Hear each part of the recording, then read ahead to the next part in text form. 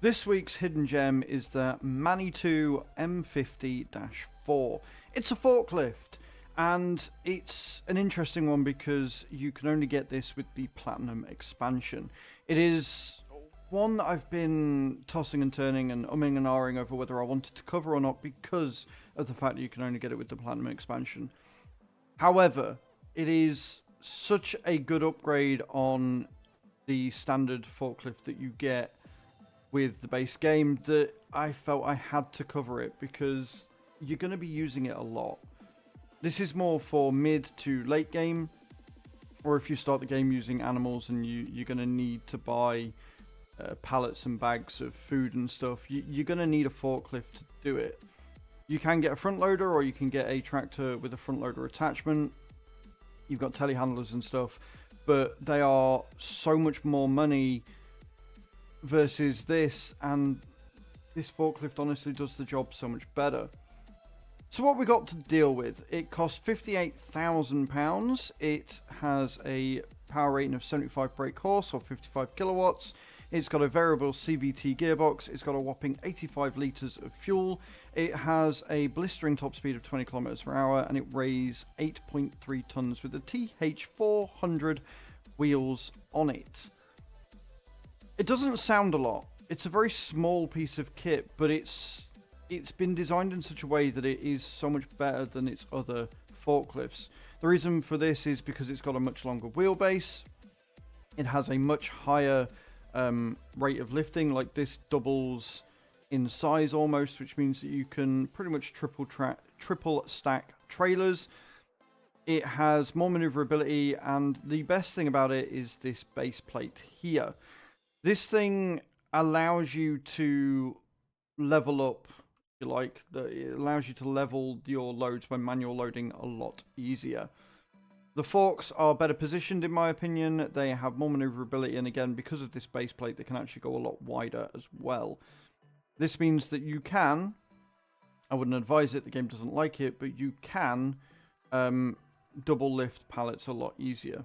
You can also lift heavier things because all the weight's at the back, and because it does weigh so much more than the other forklifts, and it has a little bit more power, it can do it a lot easier. And surprisingly, because of the rear wheel drive, it's a lot more maneuverable than you'd expect as well.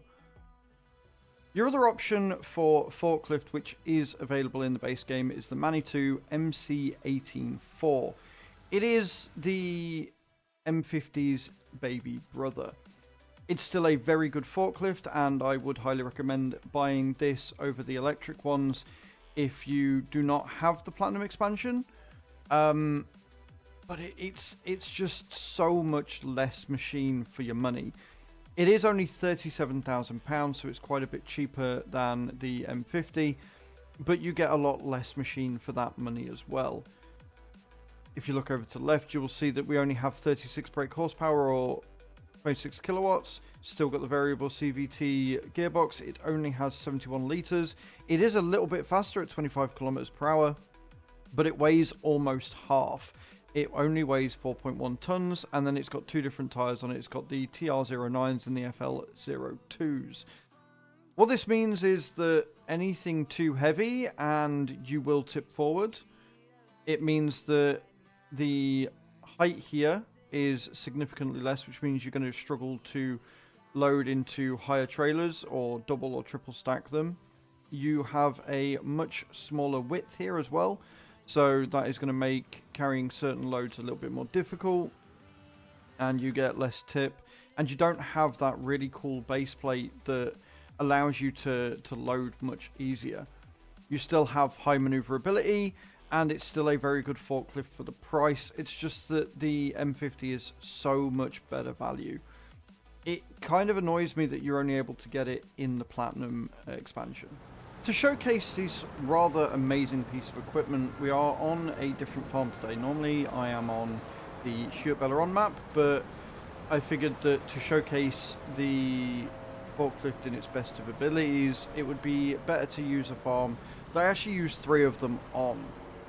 So we're on Calmsden, we're at the sawmill, and we are loading up pallets of planks that I've got sat here waiting to really showcase how easy this makes everything. Now, I do not profess to be very good at loading manually, but it's something that I enjoy, and I've enjoyed it more since using the M50. The main reason for this is how maneuverable it is and how much difference having a better state of forks, i.e. the ones with the back plate on it, that can go wider, that can go higher, that have more front and back maneuverability as well, and a machine that, even though it's quite large, can get into the tightest of spaces. It really is fantastic. I love this thing so very much. It also stands a little higher off the ground as well, which means that loading it onto this flatbed here is a lot easier as well, and you find that the pallets don't get stuck as much. When using the smaller MC, it can often sort of tip, and that can make unloading with it very, very difficult indeed. Now, all forklifts are rear-wheel drive, and that does take some getting used to. Generally what I find is if you turn first, drive second, you can get into really, really tight spaces, which is good, because as you can see, this this sawmill here doesn't have a lot of room. And this is what a forklift does. You go in, you pick up a pallet, and you move it to where you need to move it to. I generally use the larger of the flatbed trailers. I will cover that in a different video because they are really useful early game as well. And you just pick up and lift. This is why you don't really need anything more than 20 kilometers per hour, because you're not really going to hit that speed by the time you've reached your destination of where you're going to be unloading the pallets. Now, that does make it a bit of a problem when it comes to sort of getting to the original destination in the first place, which is why I have 3 of them, because having to travel from destination to destination where I'm going to need different pallets doing, I'm too impatient for that. It will take too long, and if you do just want the one item, then probably look at like a telehandler or something that can go a bit faster when it's just driving along. However, you're also going to be paying a lot more money for that. I do believe that the cheapest sort of telehandler and low loaders, you're looking at anywhere between 80 and 90 grand for the cheapest one.